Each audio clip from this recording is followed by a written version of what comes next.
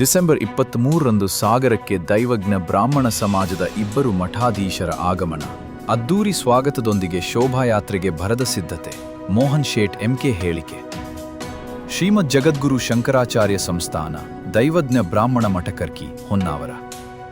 ದೈವಜ್ಞ ಬ್ರಾಹ್ಮಣ ಸಮಾಜದ ಮಠಾಧೀಶರಾದ ಪರಮಪೂಜ್ಯ ಶ್ರೀ ಶ್ರೀ ಸಚ್ಚಿದಾನಂದ ಜ್ಞಾನೇಶ್ವರ ಭಾರತೀ ಮಹಾಸ್ವಾಮಿಗಳು ಹಾಗೂ ಶ್ರೀ ಶ್ರೀ ಸುಜ್ಞಾನೇಶ್ವರ ಭಾರತೀ ಮಹಾಸ್ವಾಮಿಗಳವರು ಸಾಗರದ ಶ್ರೀ ದೈವಜ್ಞ ಕಲ್ಯಾಣ ಮಂಟಪದಲ್ಲಿ ದೈವಜ್ಞ ದರ್ಶನ ಕಾರ್ಯಕ್ರಮಕ್ಕೆ ಆಗಮಿಸಲಿದ್ದಾರೆ ಎಂದು ಸಾಗರದ ದೈವಜ್ಞ ಬ್ರಾಹ್ಮಣ ಸಮಾಜದ ಅಧ್ಯಕ್ಷರಾದ ಮೋಹನ್ ಶೇಟ್ ಎಂಕೆ ಹೇಳಿದರು.